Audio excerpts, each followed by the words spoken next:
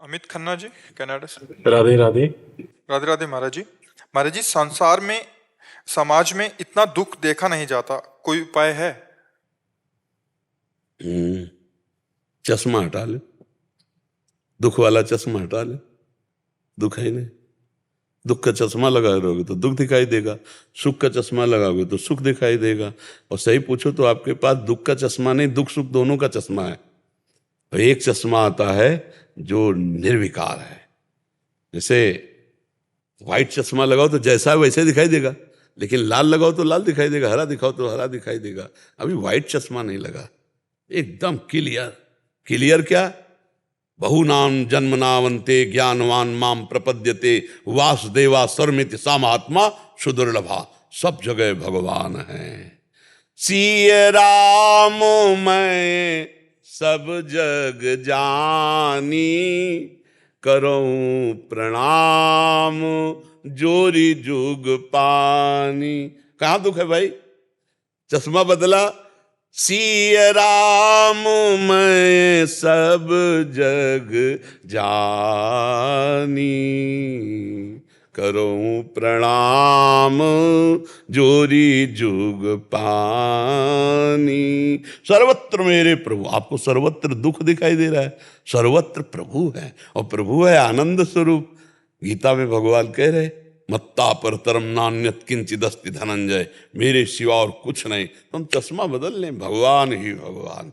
अब जो दुख दिखाई दे रहा है वो ऐसा है, जैसे हम फिल्म देखने गए तो फिल्म में मार पीट हिंसा सब कुछ दिखाई दिया, लेकिन बाद में आकर के अगर कोई रोता हुआ आदमी मिले और आपसे कहे मैं बहुत दुखी हूं फिल्म देख के, तो आप हंसोगे कि नहीं हंसोगे? क्यों हंसोगे? क्योंकि आपको पता झूठा है, आपको पता है झूठा है, और वो सच्चा मान लिया इसलिए वो रो रहा है बंदा। आप सच्चा मान लिए इसलिए आप दुखी हो रहे हो। उमा कहूं मैं अनुभव अपना, सत हरि भजन जगत सब सपना। सपने का रील चल रहा है। अच्छा, दुख किस बात का होता है? किसी को शारीरिक पीड़ा, किसी को मानसिक पीड़ा, ये देख के, और ये तब मिटेगा जब वो अपनी भूल को मिटा दे। वो अपने को शरीर मानकर पापाचरण करता रहा, पुण्याचरण करता रहा, सुख दुख के लपेटे में पड़ा है। अगर वो अभी देखे तो चेतन अमल सहज सुख राशि, ईश्वर अंश जीव अविनाशी। अविनाशी भगवान का सुख राशि, भगवान का अंश, वो कभी दुख पा ही नहीं सकता। तो भूल से दुखी हो रहा है, वो भूल मिटाने के लिए अध्यात्म है, और अध्यात्म को स्वीकार नहीं कर रहा, मनमानी पापाचरण कर रहा है, तो कभी दुख नहीं मिटेगा। दुख चिंता शोक भय उद्वेग ये उसके अंदर बने रहेंगे जब तक भगवान का भजन नहीं करेगा। तब लग कुशल न जीव को सपने मन विश्राम, जब लग भजत न राम को शोक धाम तज काम। तो मुझे लगता है भगवान का भजन आप भी कीजिए, और जिनको आप दुखी देखते हो उनसे कहिए कि आप भी भगवान का आश्रय लेकर भजन करो, तो मंगल भवन अमंगलहारी भगवान है, समस्त दुखों को मिटा देंगे। और ऐसे तो दुखी रहोगे, ऐसे तो दुखी रहो।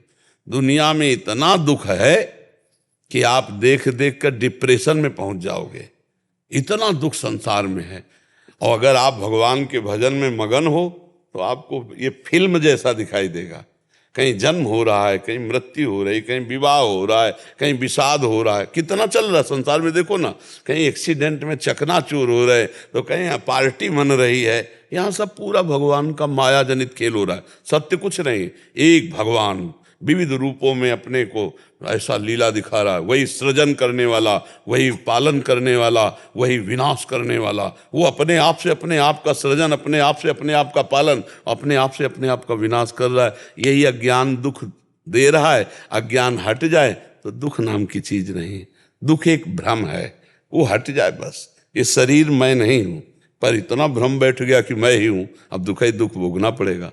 शरीर को अपना मानने वाले को कभी सुख नहीं मिल सकता। जो सुख दिखाई देता वो सुख नहीं, ये सुख की छाया है। समझ पड़ती नहीं मेरे गिरधर की माया है। आज तक मिला सुख? देखो गृहस्थी में वो सब भोग भोग रहे हो, फिर वही से मन है, फिर वही चाह है, फिर वही।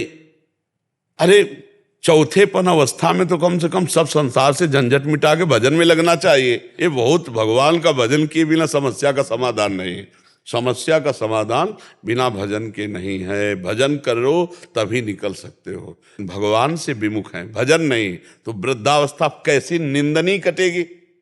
ये बुद्धि भ्रष्ट हो जाए तो पूरा जीवन बर्बाद कर दे। इसीलिए भगवान के भजन के बिना दुख निवृत्ति नहीं होगी।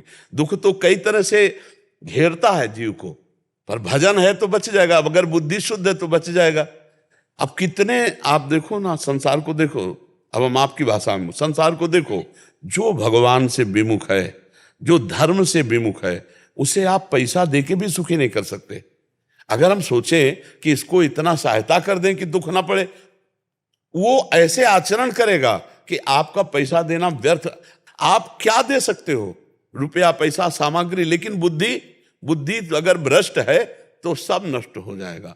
और बुद्धि अगर शुद्ध है तो नमक रोटी खाने वाला आदमी अपने परिवार को बहुत आनंद से जिला लेगा, नमक रोटी खाने वाला। पर बुद्धि शुद्ध कैसे हो?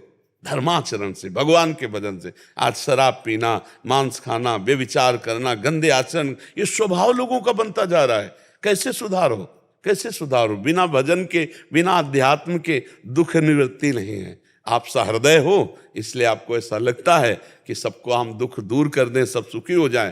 पर तब लग कुशल न जीव कहूं, सपने हो मन विश्राम, जब लग भजत न राम को शोक धाम तज। जब तक भगवान का भजन, अरे भजन करने वालों की बुद्धि में थप्पड़ मार जाती माया, फिर जो भजन नहीं कर रहे उनको बख्श दे, ऐसा कैसे हो सकता है? भजन करने वालों के भी जीवन में टांग मारती है माया, है। बड़े बड़े भजनानंदी को मुंह भरा गिनाने की कोशिश करती है, कोई साधारण माया भगवान की है। और जब भजन नहीं करोगे तो क्या होगा? भजन करने वाले को तो धुबिया पछाड़ मारना चाहती है, और जो भजन नहीं करते उनकी दुर्दशा क्या होगी? उनकी पूरी जेलें भरी है, यही मन से तो भरी है। मन ने प्रेरणा की, ये करो, और बस जेल। अब किस को? एक जेलर साहब आए थे, तो उन्होंने कहा मैं इस बात से दुखी हूं कि हमारे कैदी चिल्ला चिल्ला के रोते हैं। वो कहते हैं एक बार मुझे चांस मिल जाए तो मैं अब नहीं करूंगा वो करूंगा जो करना चाहता हूं। अब बोले हम उनको मुक्त तो कर नहीं सकते, अब उनको कैसे सांत्वना दें? तो हम कहा सत्संग सुनाओ, उनसे कहो नाम जप करो। हम ये नहीं कहते कि नाम जप तुम्हें जेल से मुक्त कर देगा, लेकिन तुम्हें शांति प्रदान करेगा, तुम्हारी बुद्धि की सही दिशा सोच की लाएगा, पॉजिटिव सोच आ जाएगी, और संसार की जेल से मुक्त हो जाओगे। भारत की जेल से भले मुक्त लाओ, भव समुद्र से मुक्त हो जाओगे यदि भगवान का नाम जप करोगे। अब गलती हो गई, अब रोज रो रहे हैं, रोज चिल्ला रहे हैं, अब क्या होगा? पहले बुद्धि शुद्ध हो तो बात बन। इसीलिए बुद्धि को शुद्ध रखने के लिए नाम जप, भगवान का भजन करो, स्वयं करो और दूसरों को करवाओ, तो दुख निवृत्ति हो सकती है, अन्यथा दुख भोगना ही पड़ेगा। अब तो क्या भजन करने वाले को दुख नहीं मिलते? दुख आते हैं पर भोगना नहीं पड़ता, क्योंकि भोगने वाला मन भगवान के आनंद में रहता है, इसलिए वो भोग नहीं भोगना। भोग है, शरीर में दंड है, दुख है, पर वो होते हुए भी नहीं है। अच्छा, संसार के सुख है पर बुद्धि शुद्ध नहीं है तो होते हुए भी नहीं है। आप विचार करो, कोई सरकारी आदमी को बढ़िया पेमेंट मिलती होगी, बढ़िया भोजन बनाने वाला रख ले, बढ़िया सब सेवा वाला रख ले, खूब भगवान का नाम जप करे, कथा, अब पूरा जीवन सुधर जाए। इसीलिए बहुत संभलने की जरूरत है। नाम जप करो, अध्यात्म के वचन सुनो और उन्हें अपने जीवन में धारण करो, तो आप प्रकाशित गृहस्थ हो जाओगे, एक अच्छे गृहस्थ। एक मनुष्य जीवन बड़ा आनंद का जीवन है। अब पत्नी अनुकूल हो, उचित धर्म पूर्वक धन कमा रहे हो, शरीर स्वस्थ है, नाम जप कर रहे हो, इससे बढ़िया जीवन क्या है? अब जो आजकल बुद्धि भ्रष्ट हो रही है, बच्चा बच्ची है, जो गर्लफ्रेंड बॉयफ्रेंड, अब ये अच्छे पति बन पाएंगे, अच्छी पत्नी बन पाएंगे, इनका परिवार बड़ा सुदृढ़ चल पाएगा, क्योंकि मन चंचल। जैसे हम कहते हैं कि 4 होटलों का भोजन आप हफ्ते में पाना शुरू करो, फिर आपको अपनी बंधी रसोई का भोजन अच्छा नहीं लगेगा, नहीं ना। एक इंद्री रसेंद्री, ऐसे हर इंद्री है। आपने गलत संस्कार अपनी इंद्रियों को दे दिए तो क्या एक पति से संतुष्ट रहकर आजीवन आप चल पाओगे? जब आपने अभी बॉयफ्रेंड, फिर ब्रेकअप, यही तो चल रहा है। बोले हमारा उनसे ब्रेकअप हो गया, अब नया बॉयफ्रेंड।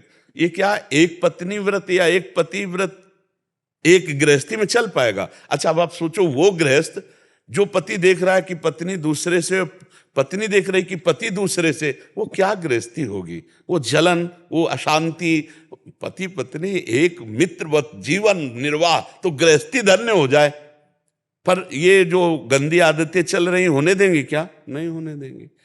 तो इसीलिए हमें लगता है कि दुख निवृत्ति के लिए अध्यात्म गरज रहा है। यदि आप सही ढंग से चलना सीख जाओ, आपका चरित्र अच्छा हो, आपका व्यवहार अच्छा हो, तो आप सुखी होगे और 10 को और सुखी कर दोगे।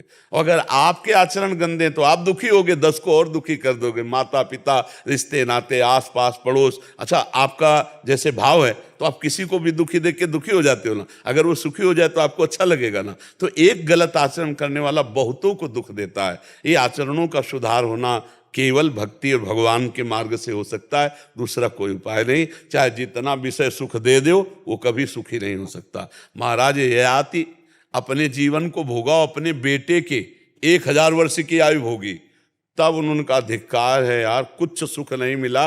अभी तक वो वैसे ही चाह बनी रही। इसलिए उन्होंने निर्णय किया कि भगवान से विमुख पुरुष को संपूर्ण विश्व के भोग मिल जाए तो भी वो तृप्त नहीं हो सकता। इसलिए भगवान का भजन अनिवार्य है, भगवान का आश्रय अनिवार्य है।